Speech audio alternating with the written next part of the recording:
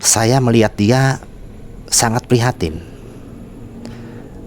Sekujur tubuhnya terdapat luka-luka koreng. Sampai di bagian kepalanya ini penuh dengan luka-luka, hingga aroma luka yang bernanah itu tercium bau busuknya. Jadi ilmu yang sudah punah itu dibangkitkan kembali. Namun sayangnya orang yang membangkitkan itu tidak menguasain. Dan ternyata pada saat dia datang ke rumahnya Mas Sukardi, itu semuanya kena gatal semua, padahal dia tidak menyentuh. Mungkin orang tua dulu menamakan bahwa ini disebut semacam ilmu rawe-rawe.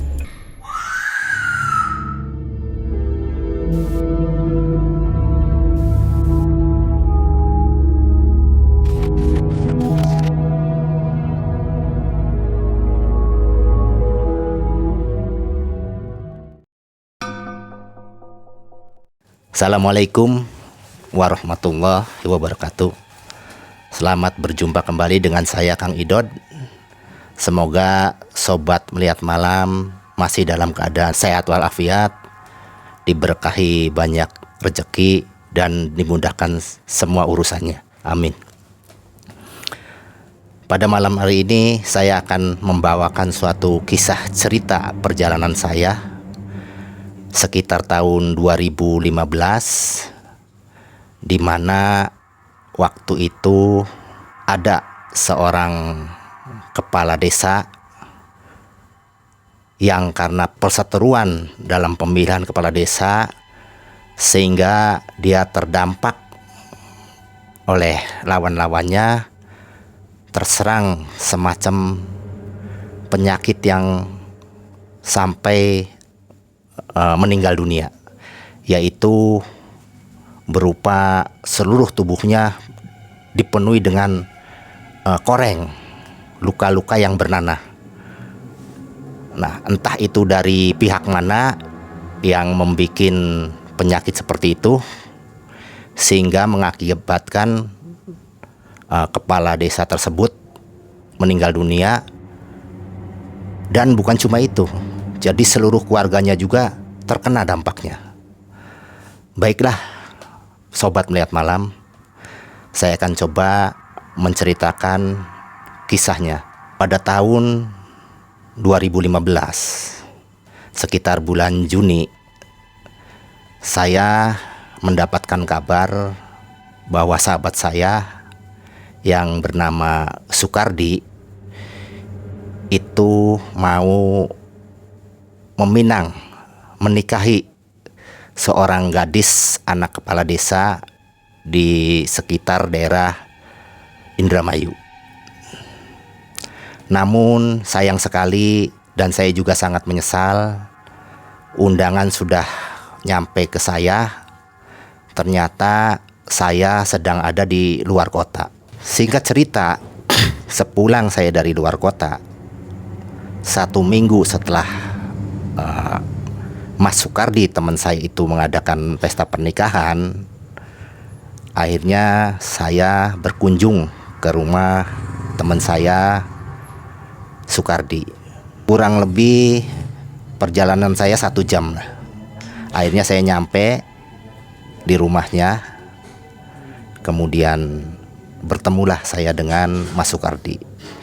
Saya ungkapkan semua penyesalan saya bahwa saya tidak bisa hadir di hari yang terpentingnya. Alhamdulillah Mas Sukardi memaklumin lah kondisi saya seperti itu. Karena Mas Sukardi ini teman saya dari teman kecil bermain, kemudian semasa SD, SMP dan SMA. Jadi seperti layaknya saudara lah. Akhirnya saya berbincang-bincang dan dikenalkan juga oleh istrinya, sebut saja namanya Irma. Sedang asik berbincang-bincang sambil menikmatin suguhan kopi yang dihadirkan oleh tuan rumah, kemudian datanglah seorang anak laki-laki sekitar usianya 11 tahun. Saya melihat dia sangat prihatin.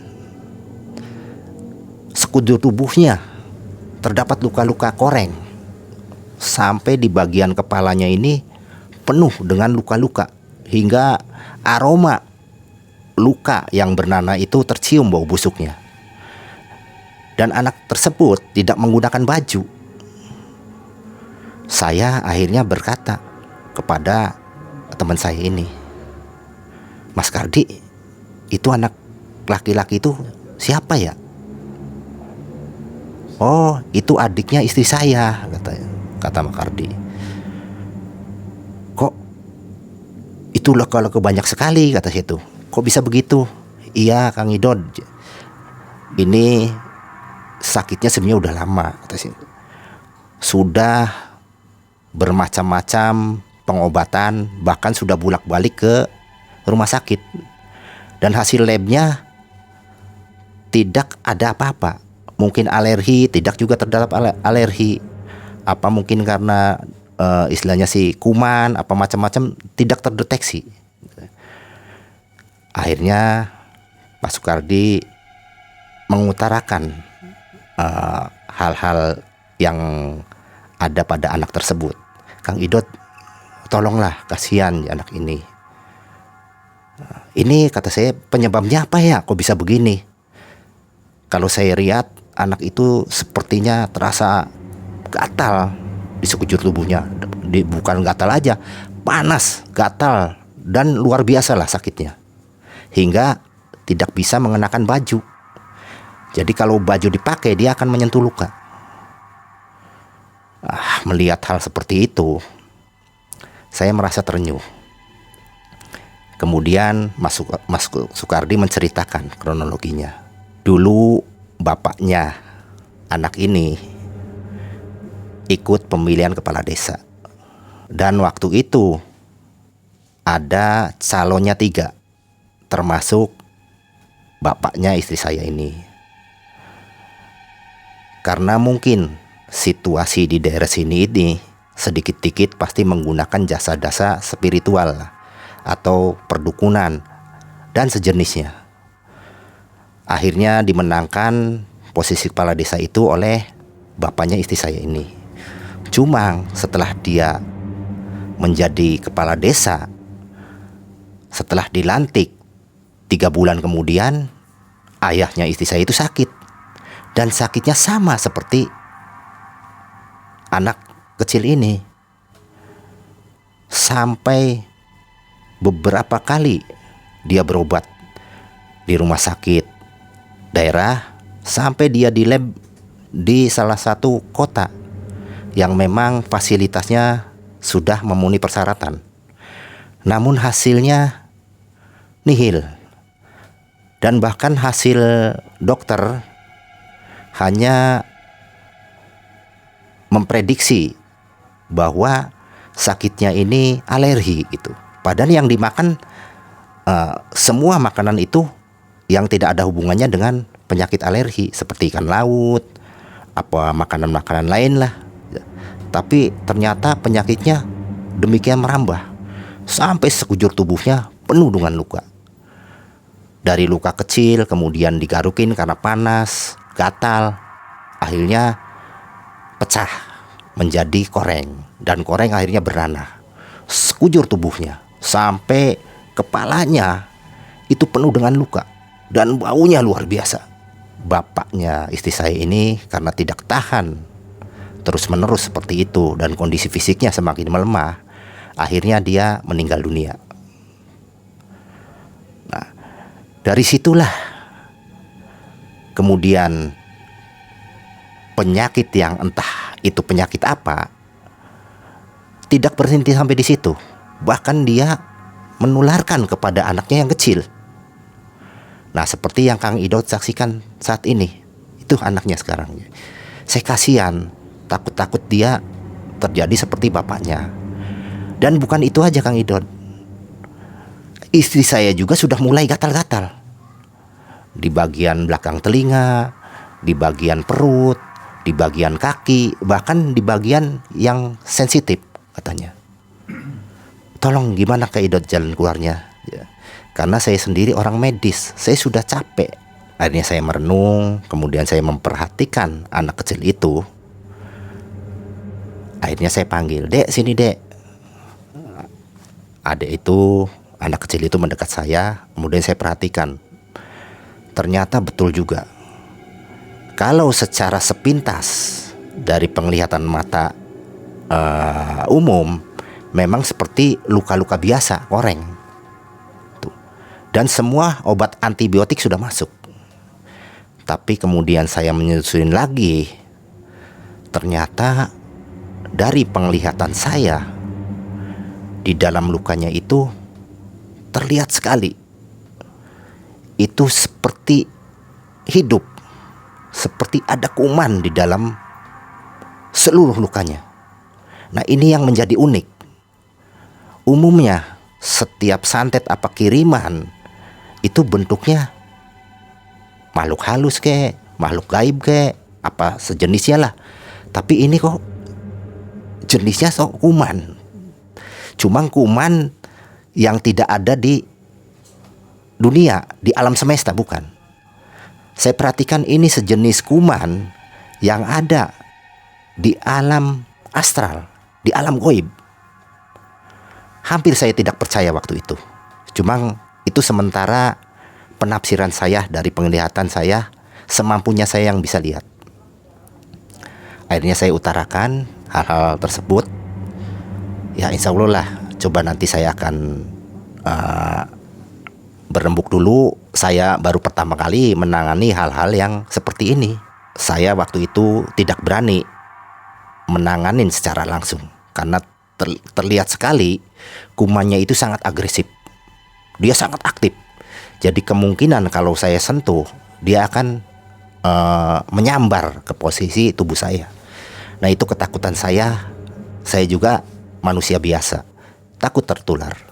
Akhirnya saya permisi pulang dengan saya berjanji kepada Mas Sukardi, teman saya ini, akan coba saya menelaah lebih jauh lagi ini posisinya penyakit ini apa secara metafisika. Singkat cerita, saya pamit kepada Mas Sukardi. Akhirnya saya pulang ke rumah. Keesokan harinya saya coba menemui Kibayan, yang waktu itu kebetulan Kibayan sedang ada di rumah. Saya berdialog, berbincang-bincang mengenai kondisi penyakit yang ada pada keluarga Mas Sukardi dan keluarga istrinya ini. Dan saya merasa kasihan karena baru pertama menikmati perkawinan, istrinya Mas Sukardi ini terjangkit penyakit seperti itu. Jadi bagaimana dia akan menikmatin bulan madunya, pikir saya. Setelah saya berbincang-bincang dengan Kibayan, akhirnya saya kontak lagi ke Mas Sukardi. Singkat cerita, saya datang ke sana sekitar habis maghrib lah, sekitar jam 7. Kemudian saya berbincang-bincang dengan Mas Sukardi, dengan Mbak Irma, istrinya, dan Kibayan. Ada 4 orang di ruang tamu. Beberapa isap rokok saya sudah menikmatin, dan seteguk kopi juga sudah saya minum ya. Akhirnya memang sudah waktunya lah, karena posisi malam hari itu lebih tenang, lebih bisa konsentrasi untuk melihat lebih detail sebetulnya apa yang terjadi pada diri keluarga Mbak Irma ini, istrinya Mas Sukardi.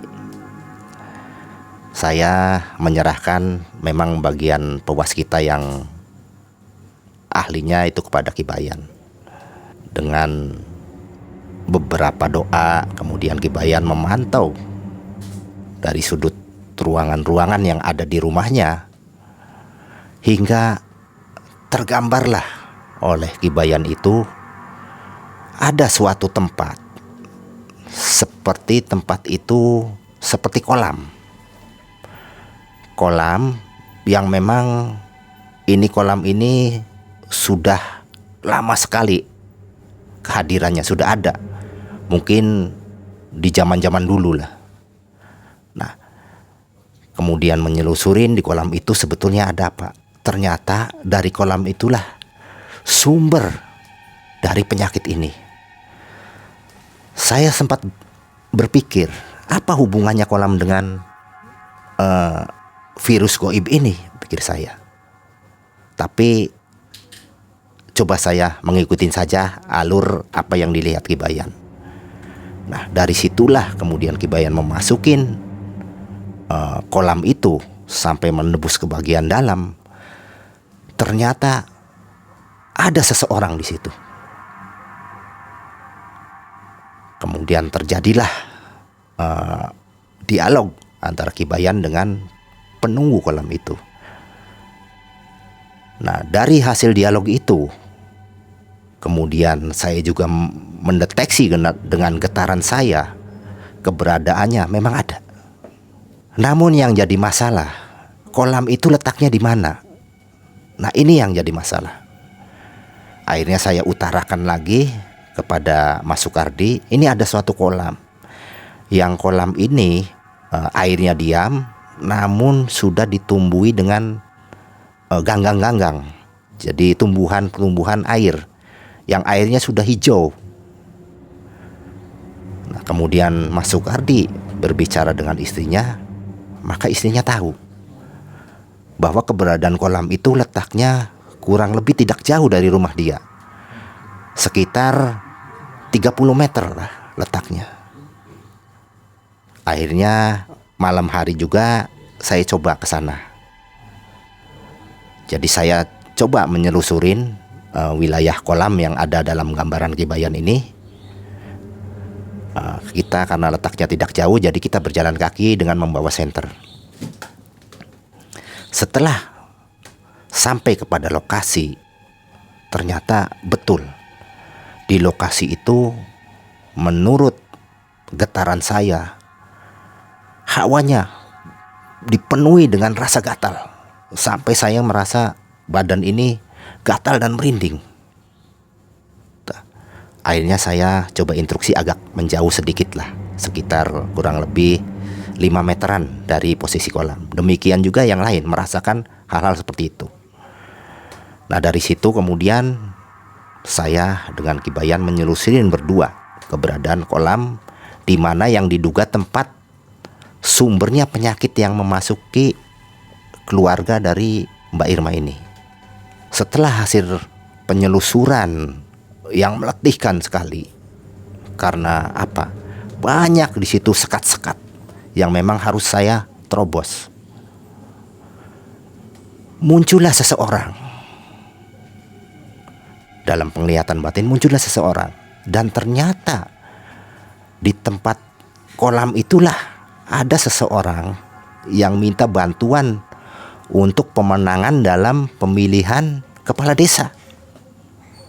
Jadi sudah bisa ditafsirkan, ada salah satu dari calon kepala desa pada saat pemilihan yang kemarin itu ritual di tempat itu, sehingga terbangkitlah kuman-kuman spiritual yang sudah ribuan tahun sudah dimatikan oleh orang-orang spiritual zaman dulu. Jadi ilmu yang sudah punah itu dibangkitkan kembali. Namun sayangnya orang yang membangkitkan itu tidak menguasain. Setelah ilmu yang ribuan tahun itu mati, terpendam di dalam kolam itu, kemudian dibangkitkan, ternyata liar. Sama sekali tidak menguasai dia untuk mengendalikannya. Nah, disebutlah itu yang disebut rawe-rawe. Mungkin istilah tradisional disebut ajian rawe-rawe, yang sifatnya untuk mencelakain musuhnya, lawan-lawannya, agar dia meninggal dengan posisi gatal. Mungkin istilah rawe-rawe juga bisa ditafsirkan bahwa itu sejenis duri-duri yang ada dalam bambu. Bambu kan ada duri-durinya. Nah, itu kan kalau tersentuh tangan itu gatal. Mungkin seperti itu. Nah, setelah dia bangkit dari tidurnya, ilmu itu hingga ditujukan pada seseorang dan dia tidak terkendali, akhirnya menebarlah dia ke alam semesta. Akhirnya memasukin tubuhnya bapaknya Irma, dan terjadilah hal-hal seperti kematian, sakit, dan lain sebagainya. Akhirnya setelah cukup kita menyelusurin, akhirnya kita kembali ke rumah. Terpikir dalam pikiran saya, apa yang harus saya lakukan? Karena ini yang saya tanganin ini berbeda dengan santet-santet pada umumnya. Karena ini bentuknya virus dalam alam goib. Jadi kalau alam semesta kita itu ada virus, ada bakteri ya. Di sana juga ada. Ternyata itulah yang untuk menyerang lawan-lawan dalam pemilihan kepala desa tersebut.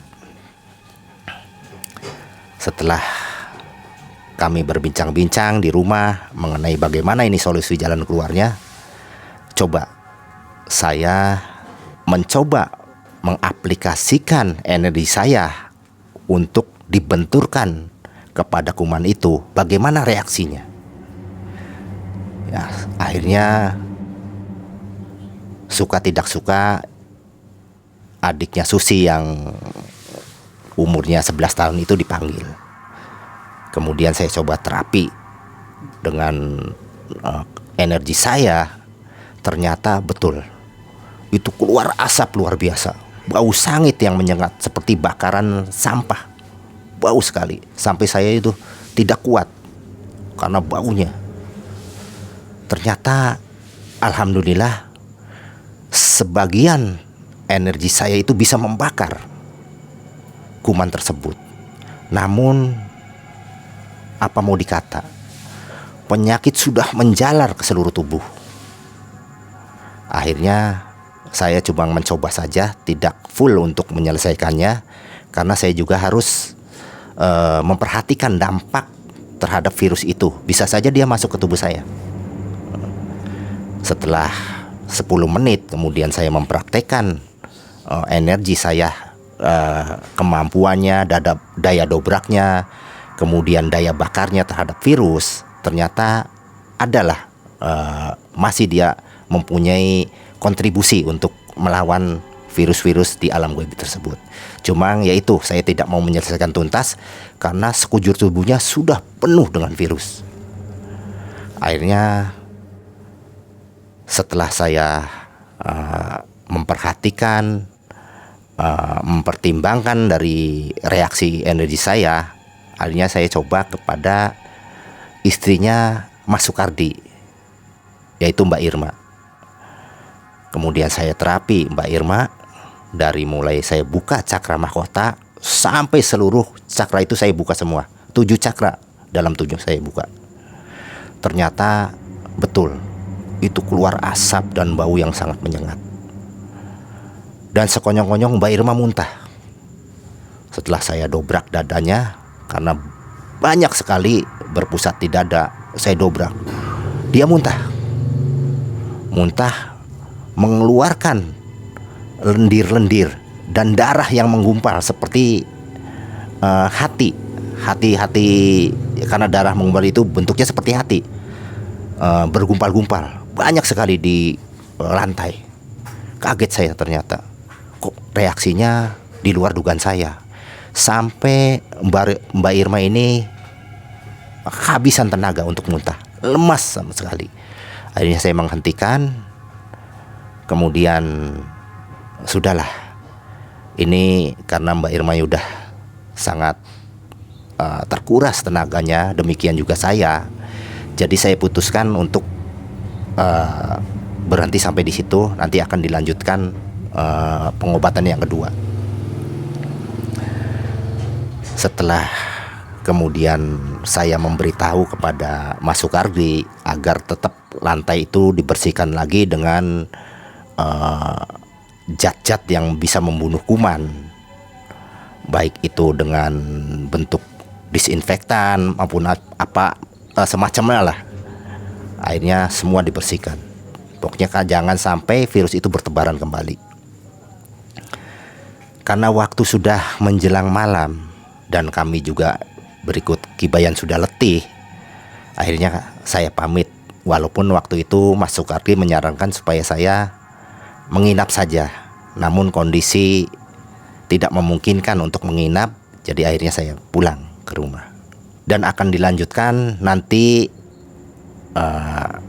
kita kontek-kontekan lah dengan Mas Sukardi. Waktunya akan ditentukan kemudian, di mana kondisi Mbak Irma itu sudah membaik, sudah seger, dan waktu juga waktu liburnya Mas Sukardi juga ada, saya juga ada, kita adakan pertemuan lagi.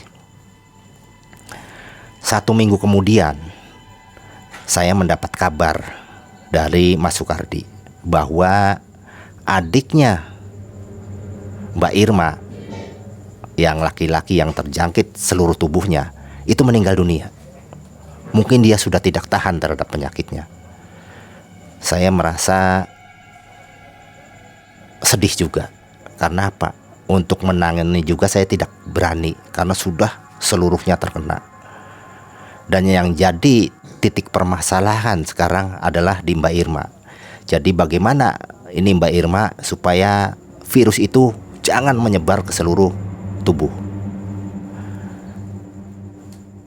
2 minggu kemudian akhirnya saya mengadakan pertemuan kembali dengan teman saya Mas Sukardi, dan saya kembali mengajak Kibayan untuk mengunjungi rumah Mas Sukardi di daerah Indramayu. Alhamdulillah mereka sudah siap semua.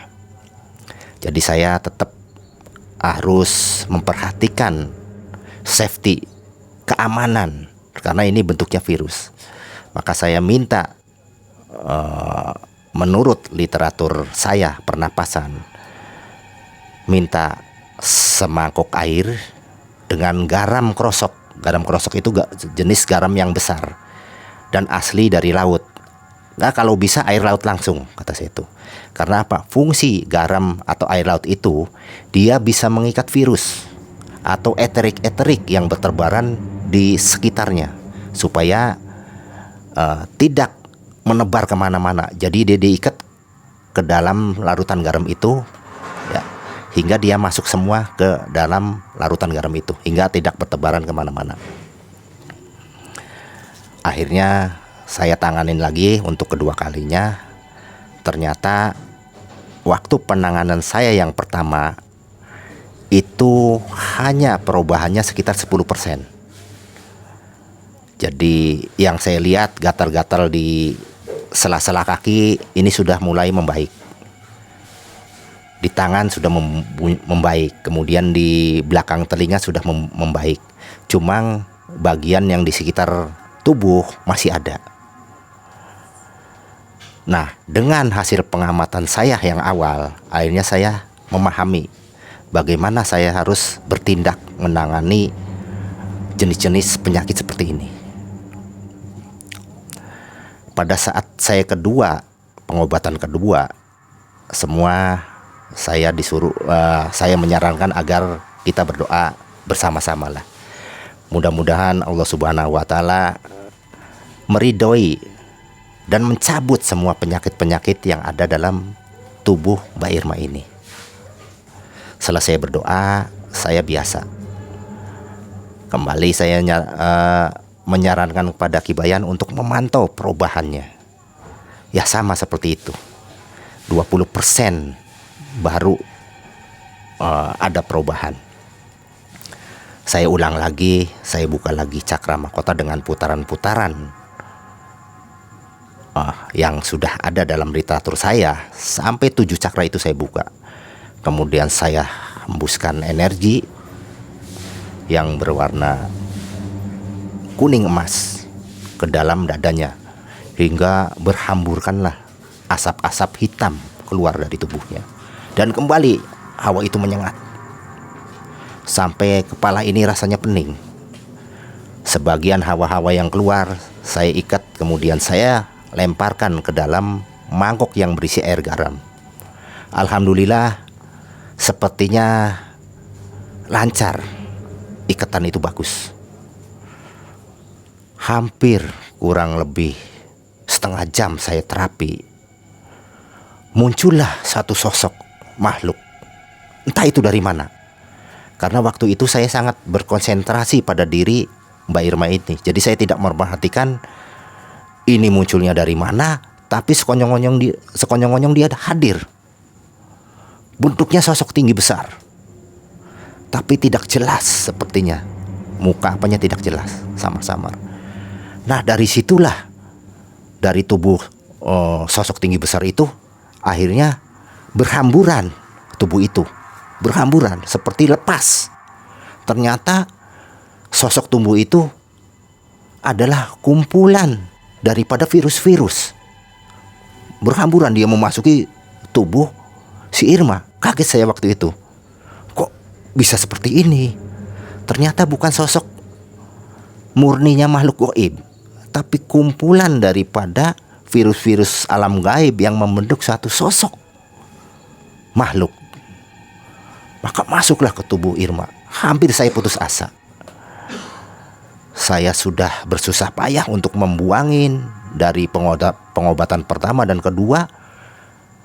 Ini hanya dalam waktu beberapa menit dia hadir memasukin lagi tubuh Irma. Hingga ada perasaan gentar dalam diri saya.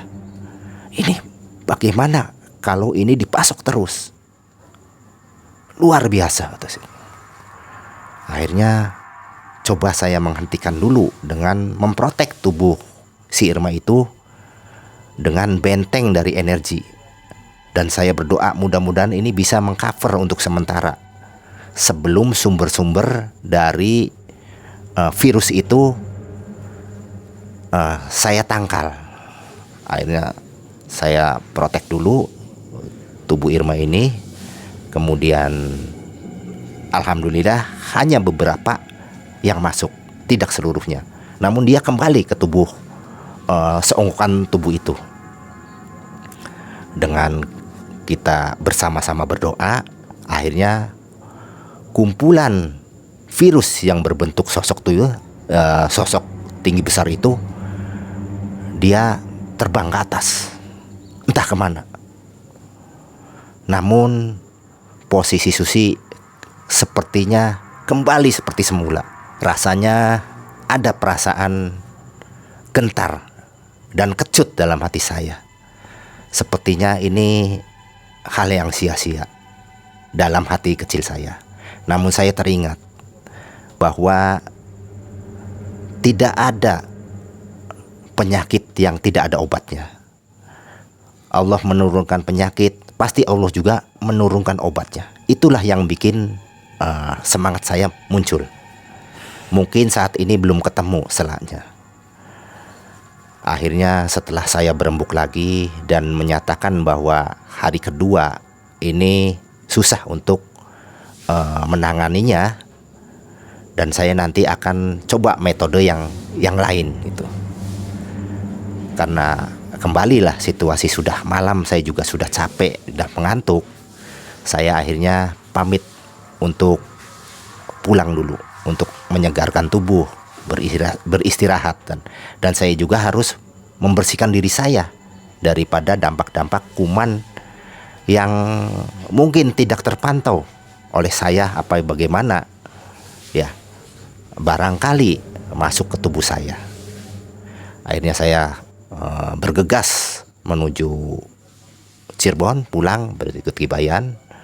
Dan sesampainya di rumah, saya menyarankan kepada Kibayan juga agar mandi air garam seluruh tubuhnya.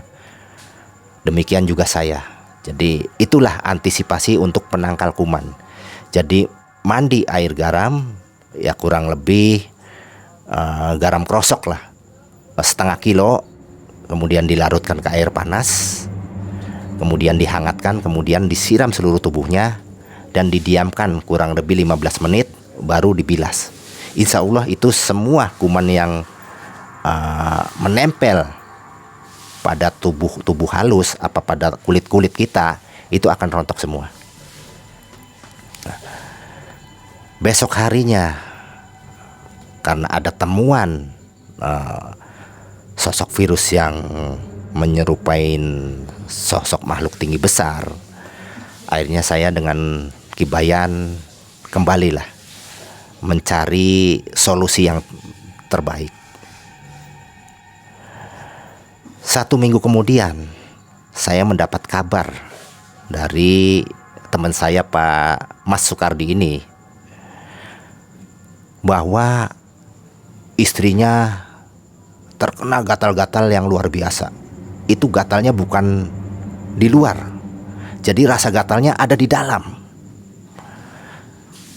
Nah, saya disarankan agar ke sana. Namun sayang, kata saya belum bisa ke sana karena posisi saya sedang ada kesibukan yang memang harus dikerjakan. Jadi paling saya ke sana besok hari lah. Jadi nggak bisa sekarang. Karena saat itu juga kondisi malam hari. Mas Sukardi ngebel saya itu sekitar pukul 1 malam. Jadi hal yang nggak mungkin saya harus ke sana dengan posisi jarak dari Cirebon sekitar 70 kilo. Dan saya juga masih dalam pekerjaan yang belum selesai. Jadi saya putuskan besok saja. Mungkin karena kehadiran saya itu tidak ada, jadi Mas Sukardi ini memanggil orang lain yang ada di sekitar itu. Kebetulan di sana ada orang yang pandai spiritual. Dia hadir di situ. Karena sakit yang begitu luar biasa, bukan sakit, gatal yang luar biasa, sehingga para tetangganya itu berdatangan untuk melihat. Yang namanya tetangga ya, jadi ada suara keras, suara erangan, ngerasa empati, ngerasa itu satu keluarga, satu tetangga, maka dia berdatangan. Dan di situ juga ada seorang paranormal spiritual lah yang menanganin. Dan ternyata pada saat dia datang ke rumahnya Mas Sukardi, itu semuanya kena gatal semua.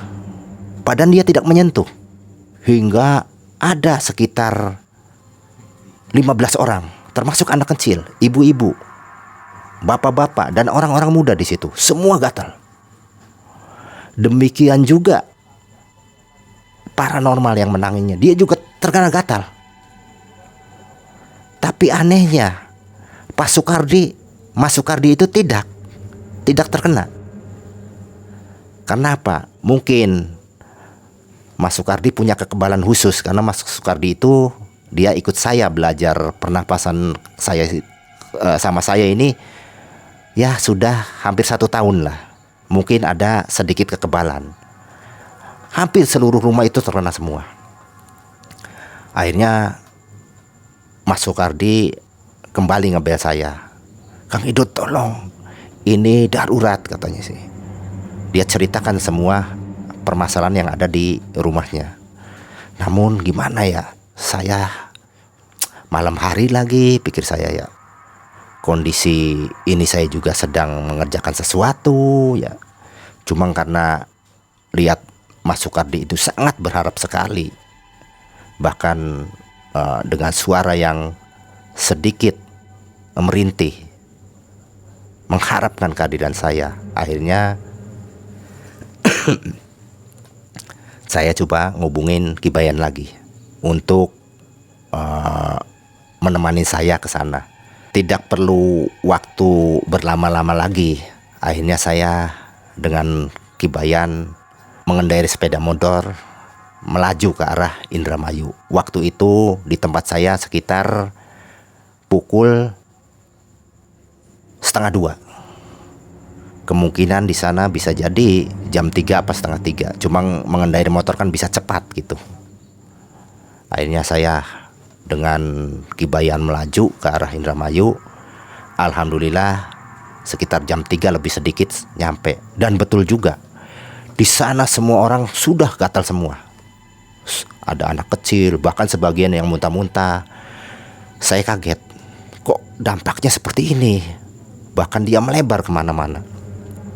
Bahkan saya lihat ada orang tua di situ yang mungkin sesepuh ya, yang mungkin dalam spiritual dia mungkin lebih dari orang-orang biasa, terkena juga gatal. Saya perhatikan, ternyata paranormal tersebut itu menggunakan keilmuannya perantaran jin. Dan saya lihat jinnya dia juga terkena gatal. Luar biasa kata situ. Akhirnya saya berdoa dengan gibayan untuk membentengin diri saya supaya dampak dari virus-virus di alam astral itu jangan sampai memasuki tubuh saya dan memasuki tubuh gibayan. Setelah berdoa, kemudian saya membenteng energi seluruh tubuh, energi cahaya, demikian juga gibayan. Akhirnya saya masuk ke ruang tamu dan ternyata orang-orang mengerti bahwa saya itu akan menanganin Mbak Irma ini. Semua saling berebut ke saya. Pak, saya dulu sih Pak, saya gatal nih Pak. Wah, saya bingung. Ini sebetulnya dalam pikiran saya waktu itu kalut. Siapa dulu ini yang ditangani? Karena begitu banyaknya orang yang terkena gatal semua.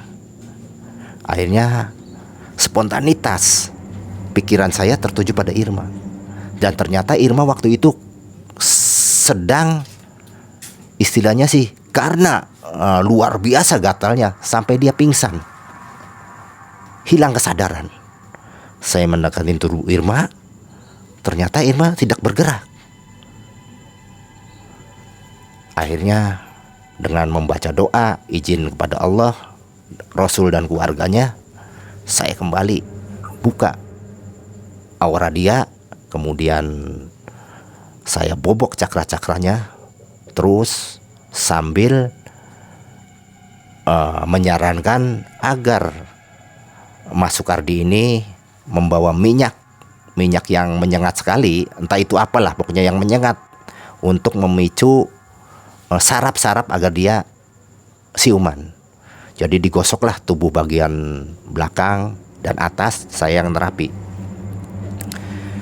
Kurang lebih sekitar 10 menit, di mana saya bobok semua cakra-cakranya dan asap semua bertebaran. Bau menyengat luar biasa bertebaran. Keluarlah dari tubuh Irma ini asap-asap hitam, coklat, seperti gumpalan-gumpalan asap rokok, dan bau-bau yang tidak sedap lah.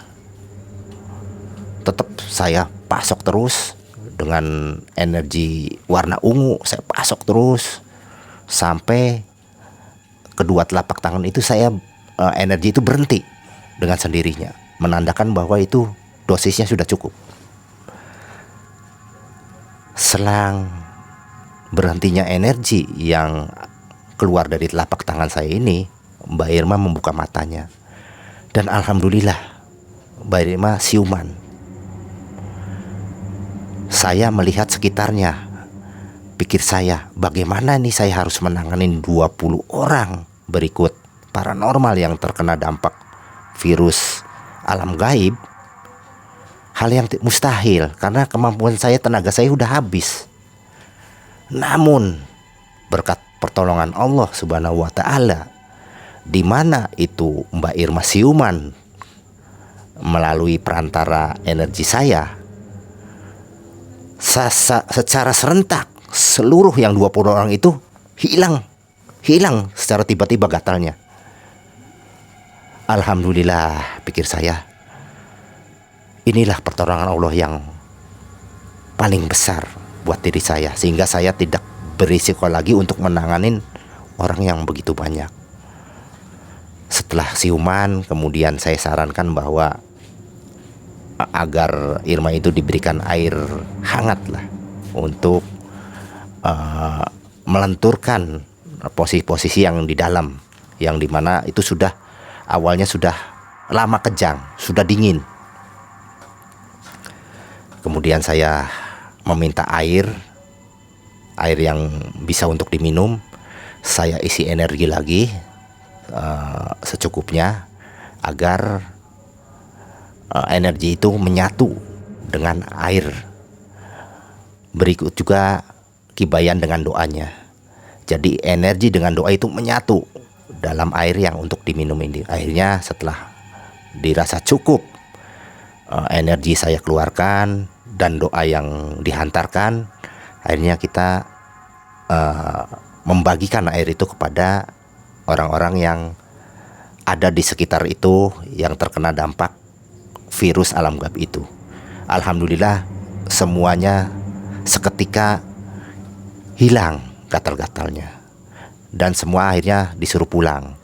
Dan saya sarankan, kata saya, besok pagi kalian semua harus mandi air garam, yaitu air dikasih garam, kemudian diguyurkan ke seluruh tubuh dan diamkan selama 15 menit baru dibilas.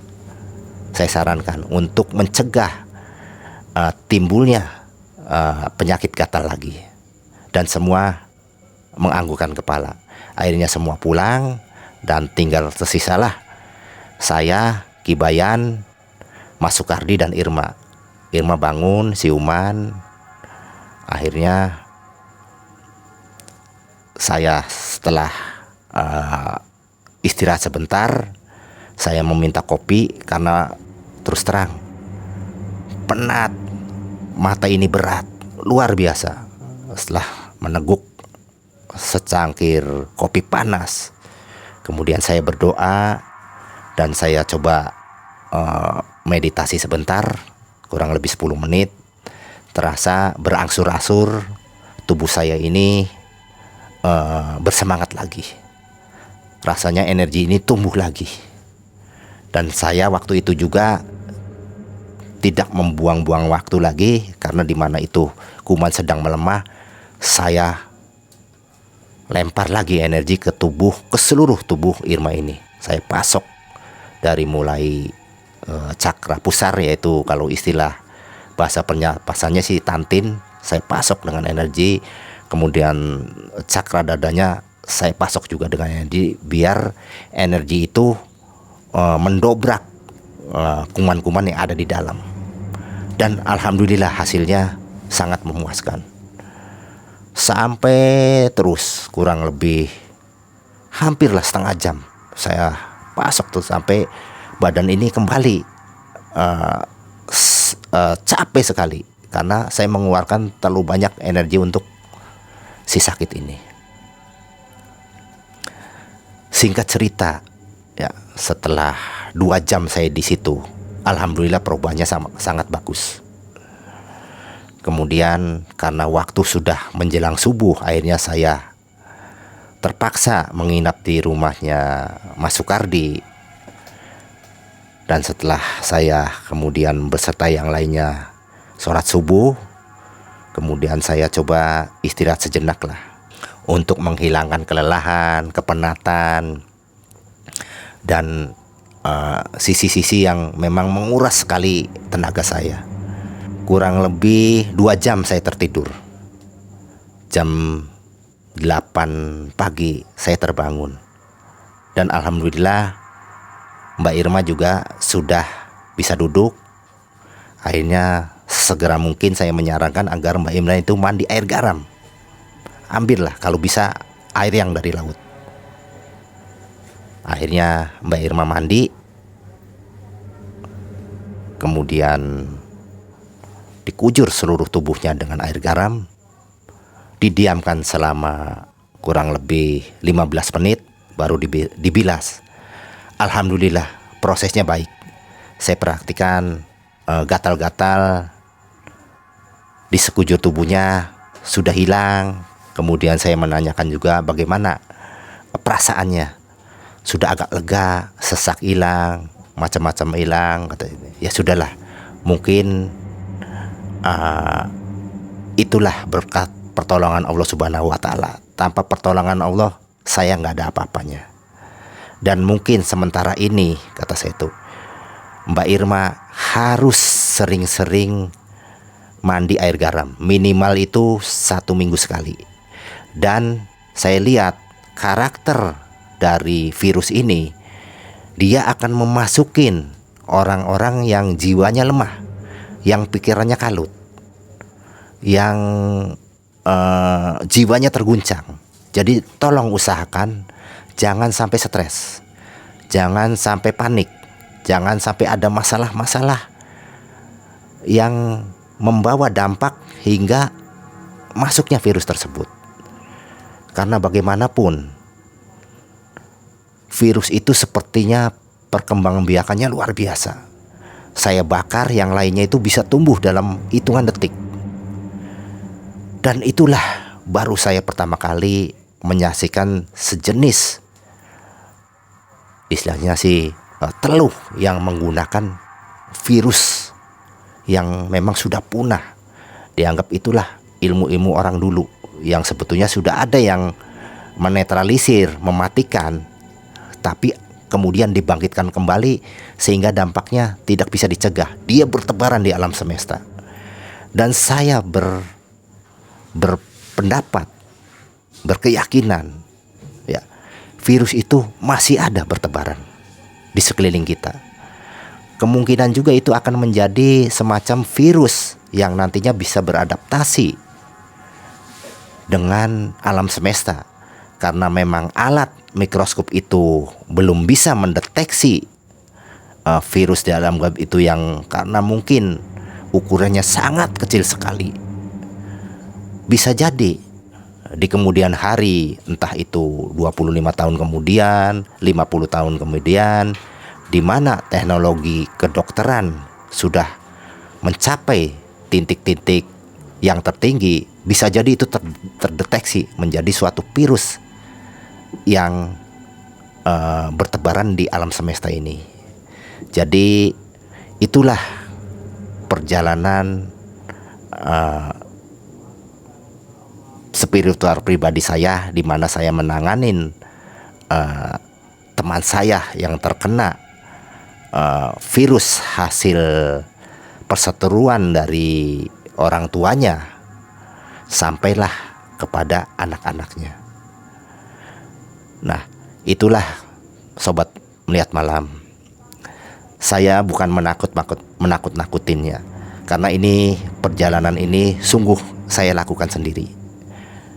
Dan rasanya virus ini masih ada di sekitar kita, bertebaran. Cuma karena memang belum terdeteksi secara kedokteran, dianggap ini masih goib. Tapi itulah kenyataannya. Mungkin orang tua dulu menamakan bahwa ini disebut semacam ilmu rawe-rawe. Sebetulnya saya juga dulu memahamin bahwa ilmu rawe-rawe itu sejenis makhluk halus. Ternyata bukan. Ini adalah sejenis kuman. Maka dari itu, jagalah pikiran kita, jagalah jiwa kita. Jangan sampai ada pikiran-pikiran yang berlarut-larut dalam yang akan membuat kita stres. Yang ditakutkan karena virus itu bertebaran masih di semesta, takut itu akan memasukin diri kita. Jadi jagalah kebersihan, selalu berdoa kepada Allah Subhanahu wa taala, berpikirlah positif, hilangkan stres. Itulah sobat melihat malam, cerita saya yang saya alamin sendiri. Mudah-mudahan bisa bermanfaat bagi kita semua. Saya akhiri, wassalamualaikum warahmatullahi wabarakatuh.